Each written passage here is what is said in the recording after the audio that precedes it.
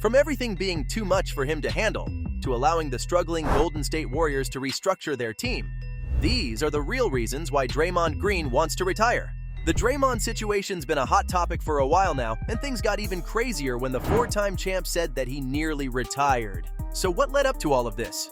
Well, as you all know, Green's been a menace out on the court for years now, but as of 2023, he really kicked things up a notch. I mean, the dude was assaulting dudes left, right, and center all year round. It was happening too much, and eventually he hit one opponent too many times, resulting in the NBA realizing that they needed to take action. During a December 12th matchup between the Warriors and the Phoenix Suns, Green brought out his MMA moves once again. Because with a little under 8.5 minutes left in the third, he whipped out a spinning punch on Jusuf Nurkic. Nurk went flying down and stayed down for a while because of how much pain he was in. Nobody could believe what they were seeing because, at this point, it just looked like Green was obsessed with hurting his opponents.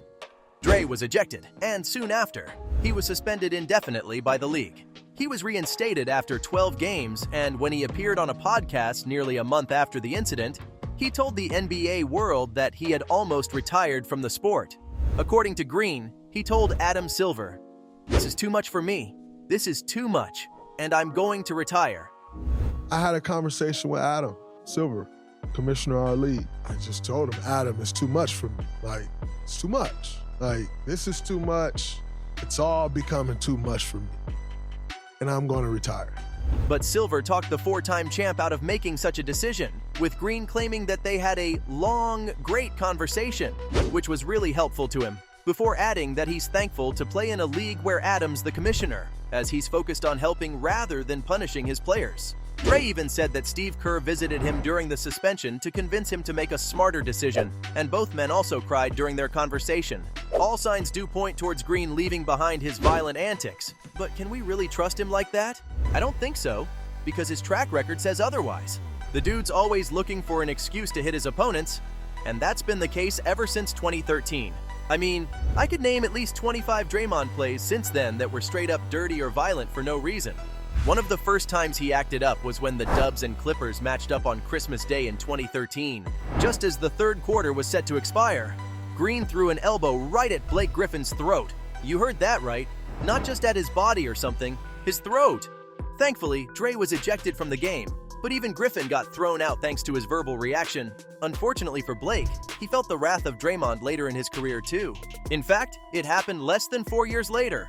When the Warriors met the Clippers in February 2017, Griffin was treated to one of Draymond's dirtiest plays. With less than a minute left in the first quarter, Raymond Felton and Dre were fighting for the ball while they were on the floor. So Blake tried to help Felton, but Green wasn't going to give up without putting up a fight. He kicked Griffin straight in the ribs, and it seemed very intentional. Thankfully, though, Blake got the last laugh as he successfully got the ball out of Dre's hands. But while Dre can kind of make the case that the kick just instinctively happened here, many of his violent plays have clearly been intentional. Just look at what he did in the 2016 NBA Finals. It was Game 4 of the series, and the Warriors-Cavs rivalry was in full swing. With a little under 3 minutes left in the game, LeBron pushed Dre to the floor and then stepped over him. Naturally, Green's ego couldn't take that. He intentionally swung at James, and while he missed, it showed everyone how aggressive and hostile the man can be. The possession ended with Draymond getting a technical and a suspension for Game 5. The finals really bring out Green's wild side, and the 2022 finals were no different. The four-time champ was back to his dirty ways as early as Game 2 of the series. Curry brought the ball up with less than 5 minutes left in the first quarter. Grant Williams was guarding Draymond, but instead of trying to work his way around Williams, Green straight up bulldozed him to the floor. And once they showed everyone the back angle, it was clear as day that it was intentional rather than Green simply losing control of his momentum. Though Dre didn't stop there, he followed this up with another dirty play in Game 3. Jason Tatum was already suffering from a minor right shoulder injury, and based on Dre's antics in this game, it seemed like he was trying to make it a major one. Tatum had already grabbed at his shoulder early in the game, which let everyone know that it wasn't at 100%. And then, with 8 minutes and 44 seconds left in the second quarter, Draymond did something straight up unacceptable. As JT and Green were boxing each other out for a potential rebound, Dre moved to his right and grabbed at Tatum's bad shoulder. Then he pushed him back, and again, all the force was being put against his weak shoulder. He was so aggressive about it that it looked like he wanted Jason out of the series for good. But of course, it's hard to match what he did to Steven Adams. I don't know what it is, but once the postseason arrives, the four-time champ just goes insane. It was Game 3 of the 2016 Western Conference Finals, and for some reason, the four-time All-Star felt the need to do one of the worst things he's ever done. Dre was driving to the rim, and Steven Adams was guarding him. Adams is much bigger and stronger than Green, so he couldn't get the shot up, though he did get the foul call. But just as the refs blew the whistle, he kicked Steven Adams right in the crown jewels. If you watch the play, you can see that there was no reason for Green to do anything at all once the foul was called. So, to raise his leg and then kick Adams where the sun doesn't shine was just unacceptable. Obviously, Steven went down to the ground.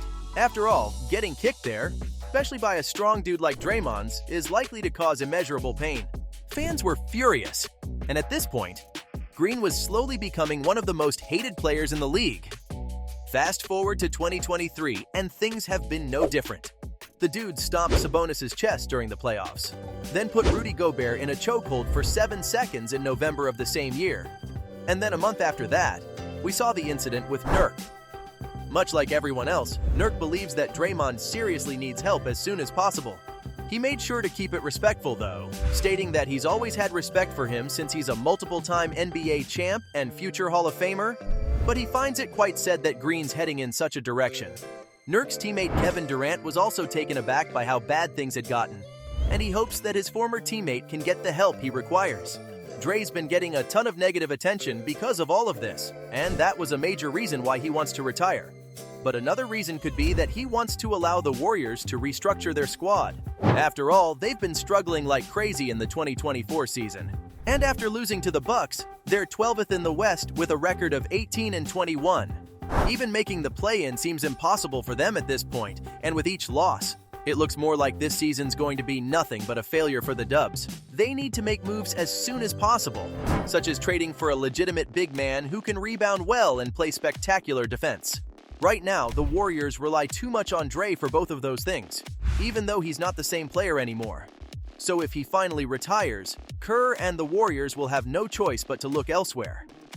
At the end of the day, no matter how much Green's declined, he's been a key player in the Warriors dynasty, so they can't even think about replacing him. But if Green really cares about this franchise, he should retire right now. The 2024 season's almost halfway through, and the clock's ticking for the Warriors. Things are looking really bad for them, especially after those terrible blowout losses to the Raptors and Pelicans. And I'm sorry to say this, but things will continue to look bad if they keep relying on Green rather than someone better. Steph and Klay aren't getting any younger, so the Warriors have no time to waste when it comes to replacing Dre. And like I said, he should retire for the team's sake. So, from allowing the struggling Golden State Warriors to restructure their team, to everything being too much for him to handle, those were the real reasons why Draymond Green wants to retire.